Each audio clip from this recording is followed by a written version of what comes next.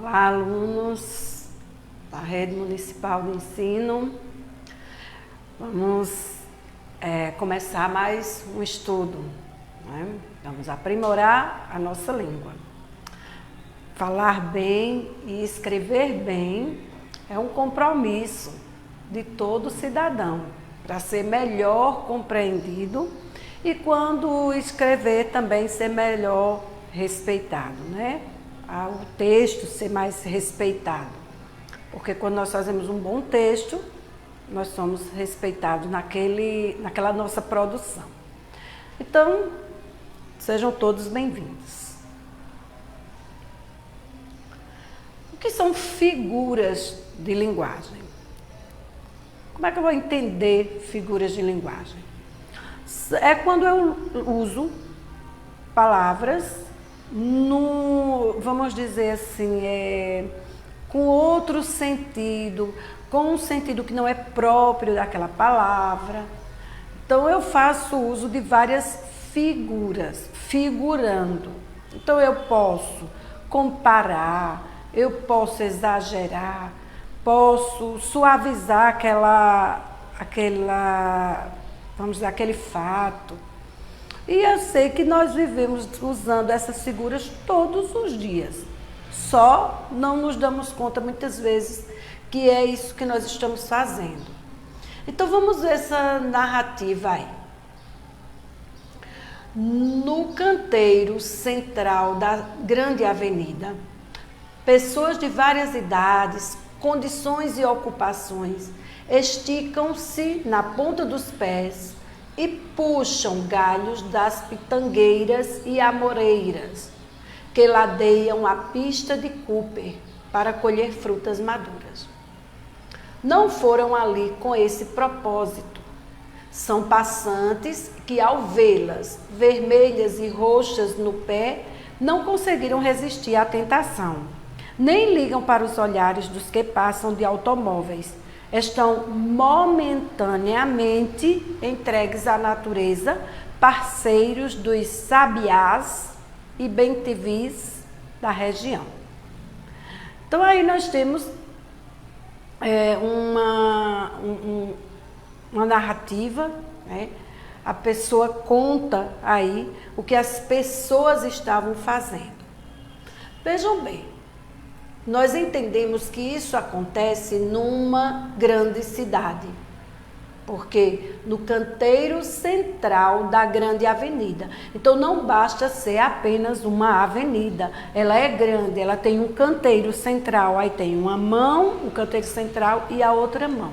Então, trata-se de uma grande cidade. E a avenida não é uma avenida qualquer, olha aí que ela está aí tendo a qualidade, né, o adjetivo, ela é grande. Pessoas de várias idades. Então, ele não está especificando quem foram as pessoas, quais foram. Várias idades. Condições e ocupações. Veja, tinha nesse caso, subentende-se que pessoas de várias condições, então pode ser ricos, pobres, né? E também diferentes ocupações. O que é que eu vou entender por ocupações? Trabalho, pessoas, o que é que elas faziam? Esticam-se para combinar, né? Para concordar com pessoas. Sujeito no plural, verbo no plural.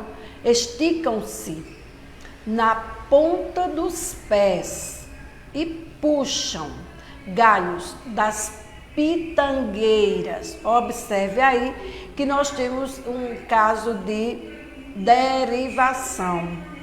Pitangueiras, que é formada a partir da palavra pitanga, e amoreira, que é formada a partir do substantivo amora, uma frutinha roxinha, gostosinha. Ela parece um cachinho de uva, bem pequenininho. Que ladeiam a pista. Ladeiam é um verbo, ladear, né? Mas a gente lembra o substantivo lado, o lado. A pista de Cooper Mas o que é Cooper? Corrida. Foi que desde que houve uma prova, né, que na língua desse país se pronuncia Cooper, aí todo o mundo passou a conhecer e usar também dessa forma. Mas quem quiser pista de corrida está certo do mesmo jeito. Para colher frutas maduras. Observe aí que nós trata-se de... Para que as pessoas se esticavam tanto? Com uma finalidade. Então eu poderia colocar aí, a fim de colher frutas maduras. Poderia colocar com a finalidade. Então, se eu usasse a fim, esse a fim seria separado, a fim. Porque é com a finalidade. E existe a fim juntinho? Existe. Né?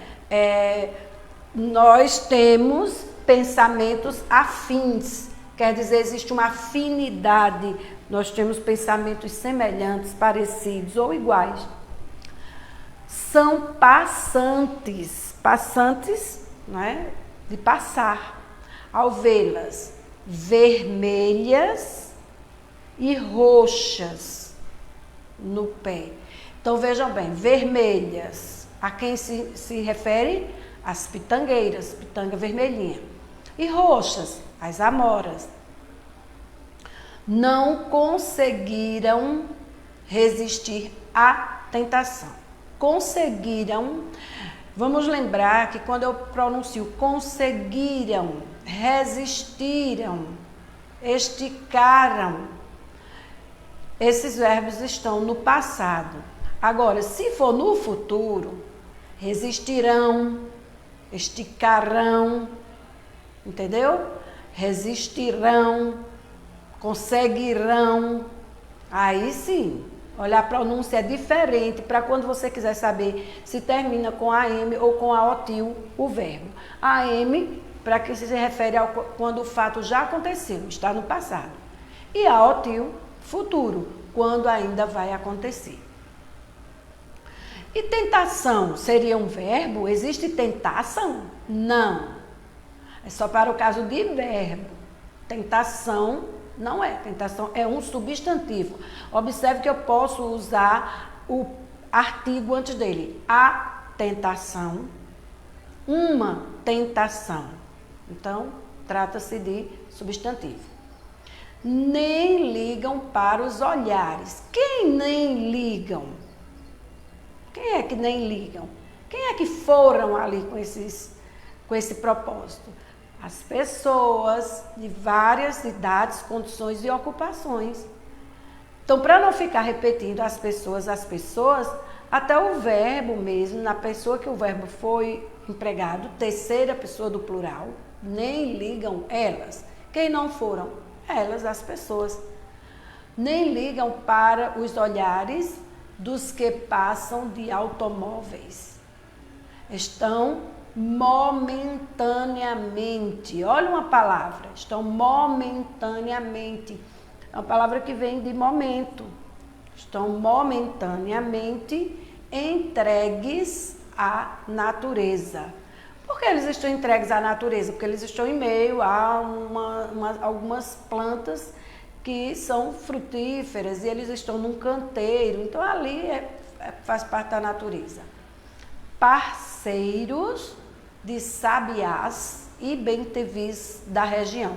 Então, eles estão ali disputando aquelas frutas com essas aves. Sabiás, olha aí a palavra sabiás. A gente precisa ter muito cuidado. Ah, eu não sei onde é que coloca o acento. Ih, não tem isso não, você não vai ser perdoado. Então é melhor você pronunciar bem a palavra. Veja, sabiás. A sílaba tônica fica a última, sabiás. Agora, se é uma pessoa que sabe resolver bem as coisas, tem toda um porte de saber exatamente a hora de cada coisa, ela é uma pessoa sábia. Então, o primeiro A é o que vai ser acentuado. E se eu quero dizer o verbo no passado, eu digo sabia, não tem acento nenhum. Então vejam bem, eu posso transformar essa palavra em substantivo, sabiás, os pássaros. Sábia é um adjetivo que qualifica uma pessoa. E posso transformar em um verbo, sabia, sem o acento. Então, eu posso usá-la com acento no primeiro A, no segundo A e sem acento. Em cada uma desses modos, eu vou ter uma classe gramatical para essa palavra. Como é interessante, né? E bem-tevis é o plural de bem-tevi. É um substantivo, porque bem-tevi é um ser, né, uma coisa, composto. Porque observe que sabiá foi dito com uma só palavra. Bem-tevi, nós dizemos com 3 palavras para nos referirmos a uma ave apenas. Então, nós dizemos que trata-se de um substantivo composto. E da região, os parceiros, eles dividiam, né? Ali estavam parceiros dos sabiás e bem-tevis da região. Que região? Aquela região do canteiro central da avenida, da grande avenida. Então, no canteiro central da grande avenida, dá a entender que eles estavam em um lugar.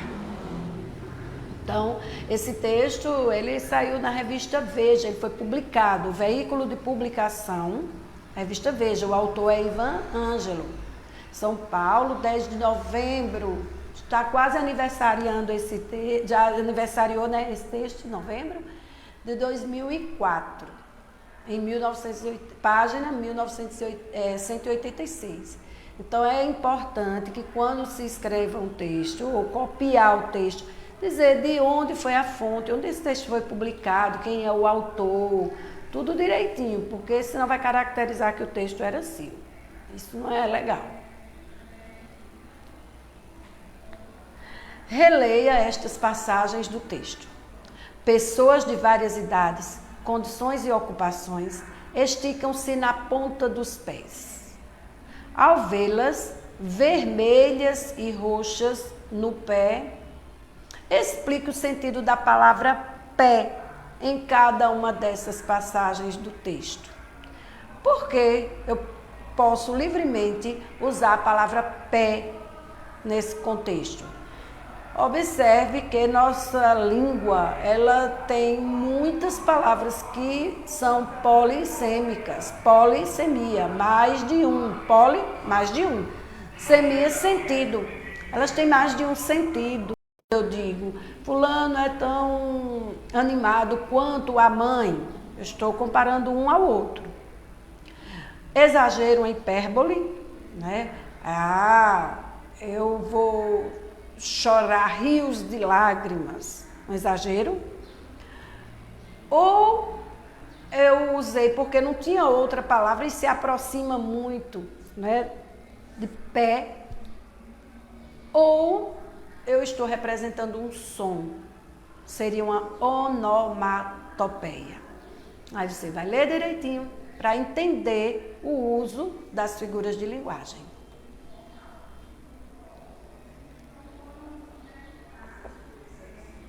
No canteiro central da grande avenida, pessoas de várias idades, condições e ocupações esticam-se na ponta dos pés e puxam galhos das pitangueiras e amoreiras que ladeiam a pista de Cooper para colher frutas maduras.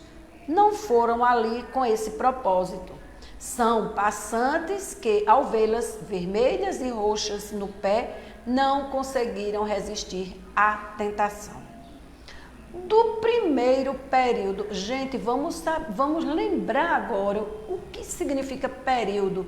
É um enunciado da língua que tem um começo com a letra maiúscula, como a gente começa qualquer frase, e vai terminar num ponto que encerre o sentido, encerre a informação, que não pode ser vírgula, ponto e vírgula, não pode, mas exclamação, interrogação, ponto final é o que mais se usa. Então, qual é o primeiro período desse parágrafo? Vamos ler, vamos começar até onde vai um ponto que encerra a ideia. A ideia começa no canteiro central da avenida, porque vai estar dando a ideia do local onde estava, e vai até frutas maduras, porque com vírgula não encerra uma ideia, né? Então vai até frutas maduras. Observa-se que nesse período nós temos mais de uma ação. Existe mais de uma ação. Então, pessoas de várias idades, condições e ocupações esticam-se na ponta dos pés e puxam galhos das pitangueiras e amoreiras que ladeiam a pista de Cooper para colher frutas maduras. Só que eu só vou precisar desses dois verbos, esticar e puxar. Então, nesse primeiro período, informe o agente, o sujeito, quem pratica aí, ou de quem se fala nesse período. Então, quem é que estica, do verbo esticar? Quem é que puxa, do verbo puxar? Você vai lá, lê de novo e você vai identificar aí o sujeito dessas duas orações. Pode ser o mesmo sujeito para mais de uma oração, sem problema. Identificou quem fez a ação, a quem se refere? Tranquilo. E no segundo período, qual é o agente do verbo ir, ver e resistir? E onde é que está o verbo ir aí nesse segundo período? Não foram ali com esse propósito. São passantes que ao vê-las vermelhas e roxas no pé não conseguiram resistir à tentação. Onde é que tem o verbo ir? Onde é que tem o verbo ver? Tem sim. Não foram ali, foram. Do verbo ir, é um verbo irregular, né? Ele é todo modificado conforme nós vamos conjugando. Né? São, do verbo ser, são passantes que ao ver, do verbo ver, ao vê-las, não conseguiram resistir. Quem é que não resistiu? Então, aí você vai procurar também os sujeitos para essas ações. Se um período tiver 4 orações, pode ter 4 sujeitos diferentes, sem problema, não tem problema nenhum. Qual a finalidade de puxar os galhos das pitangueiras e amoreiras? Tem uma finalidade. A palavra para dá, no contexto aí, dá a ideia de finalidade. Com uma finalidade, com um objetivo, eles queriam alguma coisa com aquela ação. O quê? Qual era a finalidade? D. Não foram ali com esse propósito. Não foram ali com esse propósito. Então, para a gente entender bem o texto, é preciso entender tudo o que está dentro ou entre as linhas desse texto. Ao que se refere o advérbio ali? Está se referindo aqui. Um advérbio que indica lugar, não é? O advérbio de lugar, ali, onde? Ao que se refere esse propósito? Veja que está colocado aí esse propósito. Então, está se referindo a algo que já foi dito antes. Então, não vou procurar depois de propósito no texto. Vou procurar antes. Que propósito era esse?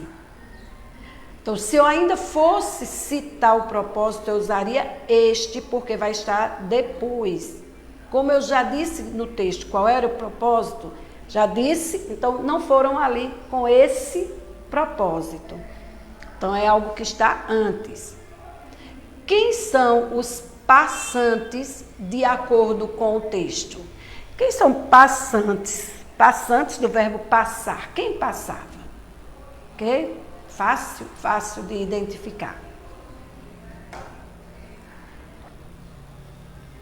O sinal de pontuação utilizado no trecho: nem ligam para os olhares dos que passam de automóveis, estão momentaneamente entregues à natureza, parceiros dos sabiás e bentivis da região.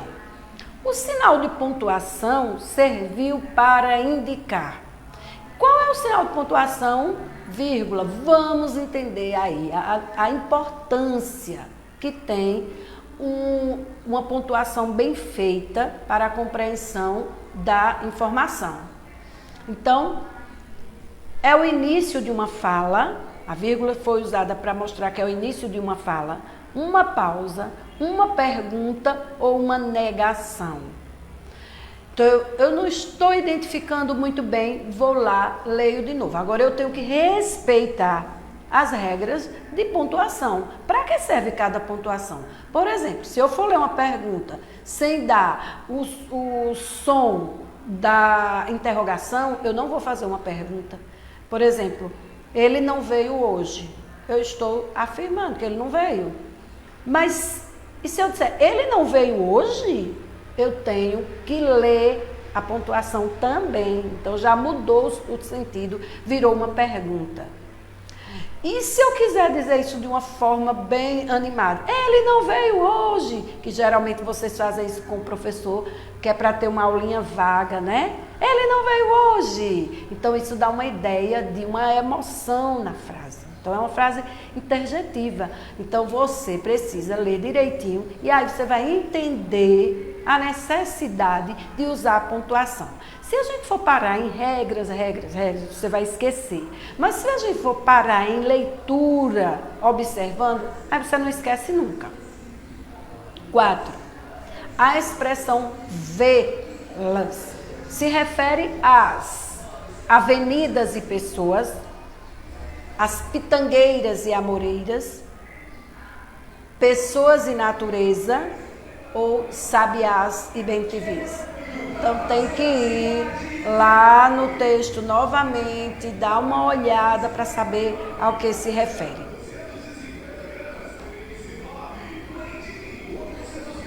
Quinto, de acordo com o texto, para que as pessoas se esticam no canteiro central da grande avenida? Para que? Com que finalidade? Observe que esse para, muitos contextos, ele dá a ideia de finalidade, um objetivo. Eu faço isso para alcançar alguma coisa.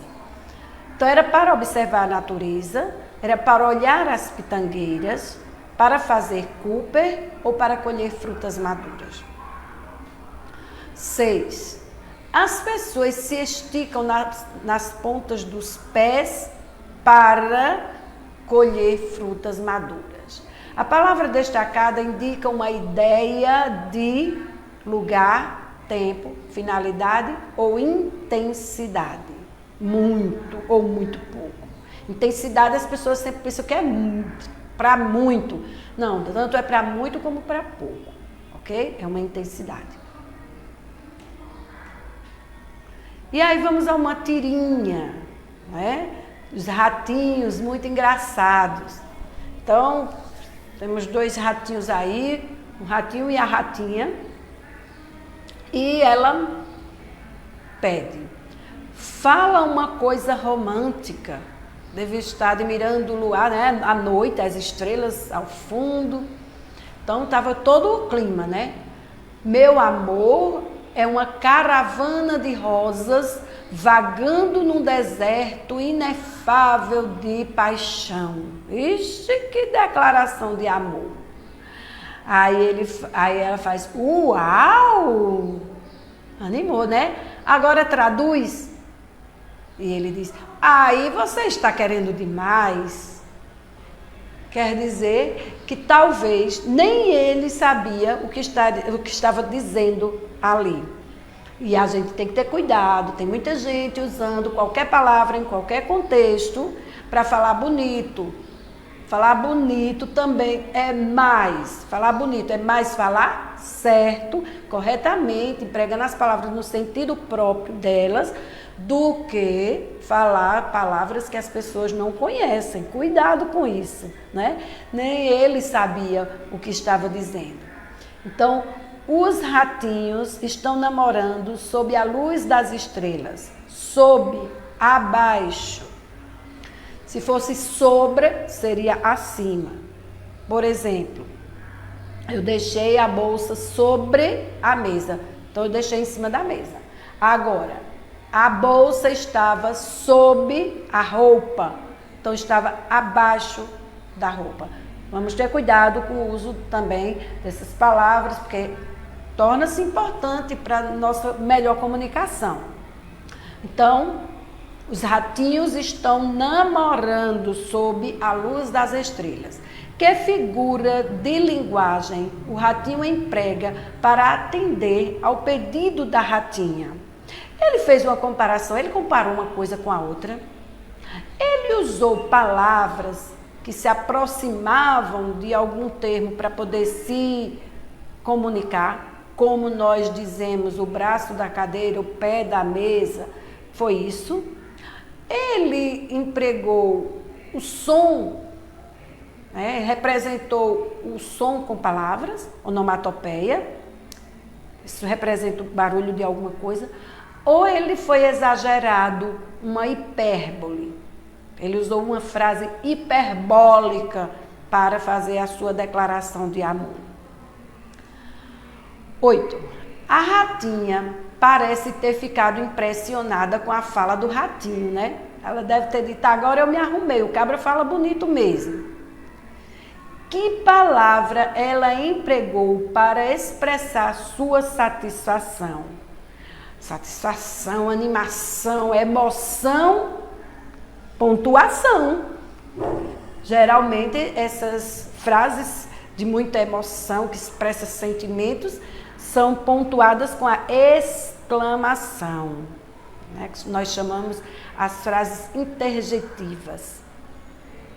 Então, que palavra ela usou? B. Apesar de satisfeita, ela ainda espera algo do ratinho. O que ela espera quando pede a ele que traduza o que disse? Ela espera que ele diga em palavras compreensíveis, né, que ela compreenda. Então, mostra que ela é falante da língua portuguesa, só que ela não entende nem muita coisa, né, não entende tudo, e ninguém é obrigado a entender tudo. Já pensou quem é capaz de entender todas as palavras da língua portuguesa? Por isso que é preciso, muitas vezes, ela estar dentro de um contexto para que ela seja entendida pelo seu sentido. A gente deduz que seja isso, né? Porque ninguém é dicionário, claro. E também pelo sentido que foi usada. E agora vamos ver um trechinho da música de Raul Seixas.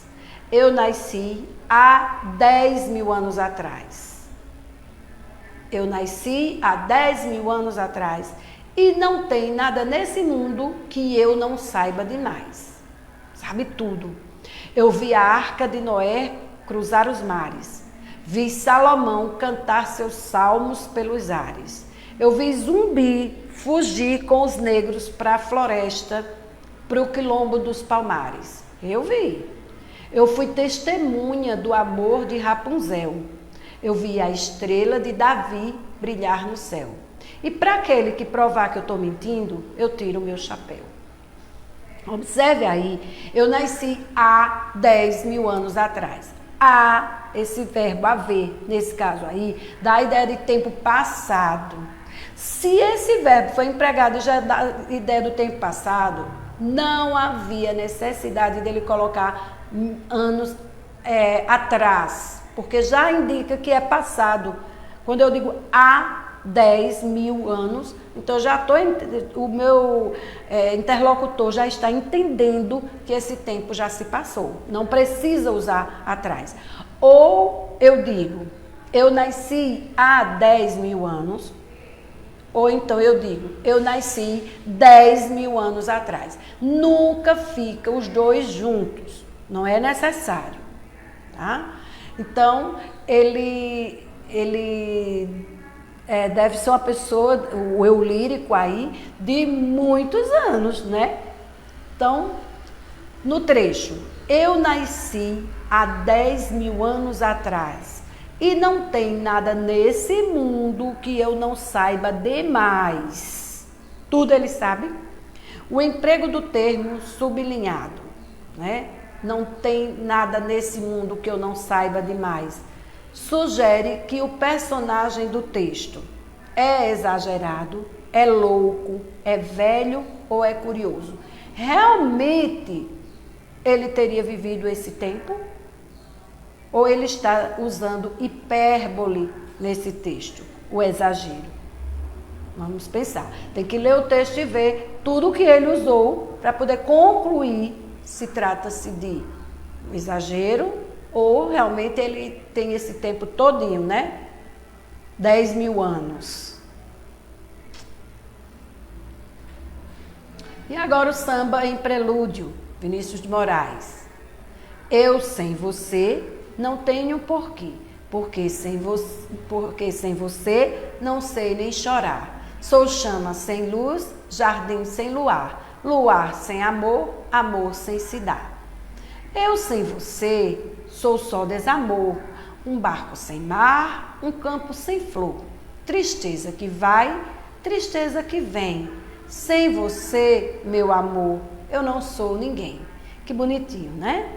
Então, aí você diz, mas que tanto exagero nessas músicas. Gente, as músicas são textos poéticos e, como tal, eles admitem qualquer absurdo que seria real. O poema é constituído por várias metáforas, diz direto, né? Eu sou chama sem luz. Eu sou. Ele não diz uma comparação, eu sou como a chama. Ele já diz diretamente, é uma comparação implícita. Diante de toda a emoção que ele expressa, como você o explicaria usando uma linguagem denotativa literal? Esse texto é formado por muita emoção. Como é que você diria isso numa linguagem mais direta, sem usar figuras de linguagem? O que é que acontece com esse eu lírico aí? 11. Eu sem você não tenho porquê, não tenho motivo, né? Não tenho razão para viver. Por isso que esse porquê está sendo usado aí junto e com acento. As duas palavras destacadas têm os seguintes sentidos no contexto. Presença, sem, dá a ideia de presença, dá a ideia de negação. Falta ou falta. Não, dá a ideia de afirmação, negação, falta ou afirmação.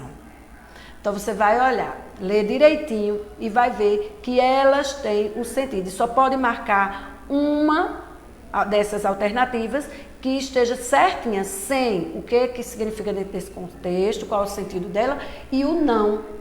O que é que significa, qual é o sentido dela nesse contexto. E vamos produzir. Você vai produzir um texto em prosa ou verso. O que é isso? Tal qual uma rosa. Então está comparando. Metonímia é quando eu uso uma palavra que aproxima o sentido de outra que tem o seu sentido literal. Por exemplo, né, o braço do sofá, porque ele se aproxima a quê? Está relacionado com os nossos membros superiores. Nossos braços nos apoiam, o pé também nos apoia, então geralmente a gente usa isso. Bico, né, o bico da chaleira. Personificação é quando eu tenho um ser que não é humano, né, não tem vida, e dou para ele algumas características humanas. Então, a capacidade do animal pensar, falar, fazer reuniões, toda a vida humana é transferida para um ser que não é humano. E hipérbole é o tal do exagero. Então, você pode pegar e fazer um poema também usando essas figuras de linguagem. E aí eu tenho certeza que sua produção será ótima.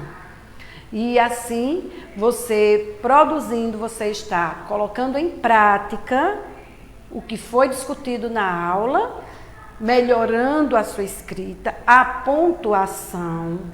Você vai aprendendo a observar os lugares onde você deve pontuar, né? Que pontuação você deve usar.